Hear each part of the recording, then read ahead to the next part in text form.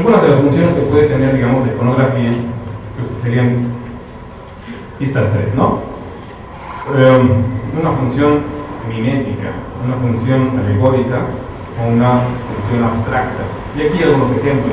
En el primero se refiere a una representación de las características visibles del referente, de ahí esta especie de iconografía, ¿no? Con las características formales del referente. Luego, el siguiente, tenemos aquí su propia definición, y la otra es prácticamente una convención. Recuerden ustedes que cuando definimos tipografía, no se refiere a los tipos de letra. ¿Cuántos tipos de letra existen? No, no son tantos, 27. A, B, C, D, hasta la Z. ¿Sí? Tipos de letras del alfabeto. Las otras cosas se llaman distinto: fuentes, familias o estilos. Y ahí sí podríamos decir una cantidad, hay 50. Pero con ese, 50. Un montón. Chorro. Sin espacio, cuenta. 50. Se refiere entonces a una tecnologización de la palabra escrita. ¿Sí? La escritura se puede manifestar básicamente de dos maneras: a mano, manopla, ¿no? Y por medio de elementos no manuales, con moldes. Entonces podríamos hacer una diferenciación de lo que sería una quirografía y otra que sería una tipografía. La letra manuscrita, pues es la quirográfica, pues, ¿no? Es la quirográfica. La manuscrita no es la cursiva, la manuscrita no es la inclinada, la manuscrita es la que se hace con la mano. ¿Sí? Yo tengo mis sospechas que de pronto meterme en estas honduras me causa problemas, porque luego puedo tener un formato, un formulario, y me dicen llenar con letra de molde, con lápiz o bolígrafo. No puedo. ¿Por qué no puedes tener? No tengo molde. ¿Por qué? ¿Qué puedo hacer a mano? Yo tengo una máquina de escribir, una computadora, y entonces yo lo puedo hacer con letra de molde. Ay, usted no sea mono, ¿no? Pero la tipografía tiene que ver con esto, con una tecnologización de la escritura. ¿Sí? La tipografía es un concepto, pues, algo genérico, no es algo tan tangible. Aquí hay algunos ejemplos, y hay muchos más. Estamos hablando entonces de signos verbales. Bueno, la tipografía le confiere al lenguaje ese aspecto visible, pero también es el soporte mismo de un número indefinido de interpretaciones. Dice Argen que toda forma es semántica y hace afirmaciones sobre sí mismas. O sea, ¿cómo? Es decir, que las cosas son susceptibles de ser interpretadas, y de acuerdo a la experiencia perceptiva del otro, se le puede otorgar un significado. Las cosas no significan per se. El que le da el significado es el otro. ¿Sí? Y en ese sentido, aquí hay otra frase que también incomoda a muchos, sobre todo, les digo yo, a los tipografílicos, digamos, gente que le gusta la tipografía, ¿no? Y dice así: ninguna fuente tipográfica es legible. Ninguna. Las cosas por sí mismas no tienen valor. Nosotros interactuamos con ella y le damos el valor. Bueno, entonces las cosas no tienen sentido, nosotros le damos el sentido. Lo mismo sucede con la tipografía. La tipografía, por ejemplo, también puede provocar en nosotros emociones, ¿no? Podemos tener respuestas evidentemente emotivas, pero también cognitivas. La tipografía se siente, pero también se ve, ¿no? También se interpreta, también se valora. De tal manera que estos dos elementos, la iconografía y la tipografía, generan esta especie de código bimediático, ¿no? Bimediático es decir, dos medios.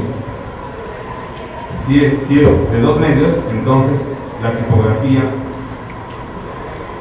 y la imagen, digamos, es multimedia. Entonces los ejemplos que tenemos aquí son multimediáticos. La multimedia no es que se mueva, pues, sino que se consideren dos medios. Y aquí tenemos imágenes y tenemos letras. Se acabó. La tipografía por sí misma es imagen, y letra es palabra, y también es multimedia. O sea, no por moverse, repito, tiene que llamarse multimedia. Por eso digo, lo problemático es leer solamente libros de diseño, ¿no? Y sobre todo, leer libros que tienen que ver también con dos letras de una editorial que nos ha hecho como hijos sobrinos, ¿no? Del señor Gustavo Gili. Muy peligrosos si solamente se leen esos libros. A fin de cuentas, bueno, estos dos elementos se van interactuando y se van presentando en un ámbito en particular y el contexto les provoca un sentido más acotado. Pero fíjense, puede ser esto y más. Se trata en el diseño gráfico de generar significados más o menos controlados. Entonces, una iconografía no es tan gráfica. Da significados claros. Aquí la cosa es que se dan un montón de significados. Un montón. Ya sabemos esta frase por demás desgastada. Una imagen vale más que 1000 palabras. Bueno, sí, ese es el problema de la imagen, porque la imagen es polisémica. Se le pueden otorgar muchos significados, ¿no? Bueno, y algunos dicen, no, es que es más importante la imagen.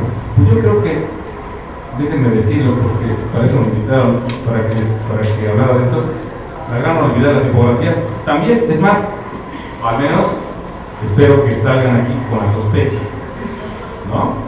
O la incomodidad, pues, si ya los dicen que se sienten cómodos, entonces, bueno, a lo mejor, pues había un mono ahí que estaba hablando de letras. Si la imagen es tan importante, ¿por qué lo dice con palabras? Que lo diga ella sola. La imagen no es importante, las palabras no. La iconografía puede provocar interpretaciones no deseadas, objetos gráficos no identificados.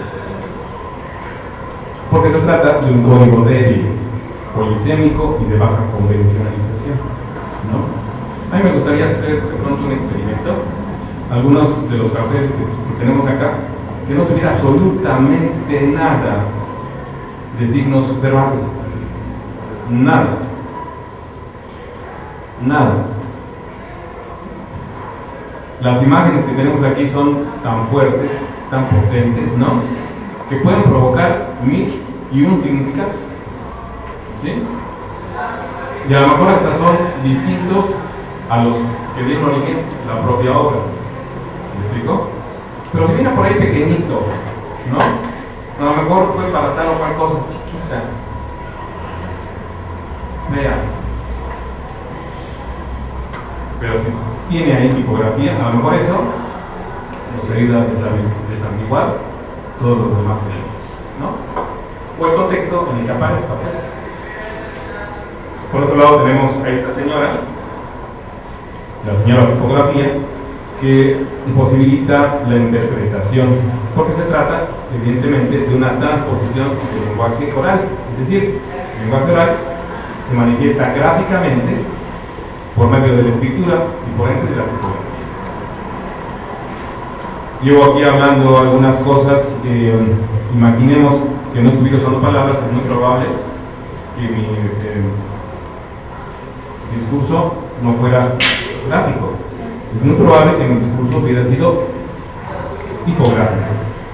Es más, yo no quiero ser tipográfico ni gráfico, quiero ser supragráfico. De hecho, los griegos, con el tema de la retórica, ya saben que la retórica no es hablar de manera cantinflesca, ¿no? Sino es el arte de persuadir a un auditorio con argumentos verosímiles, sin que parezca que la verdad no lo sea, como estoy tratando de hacerlo.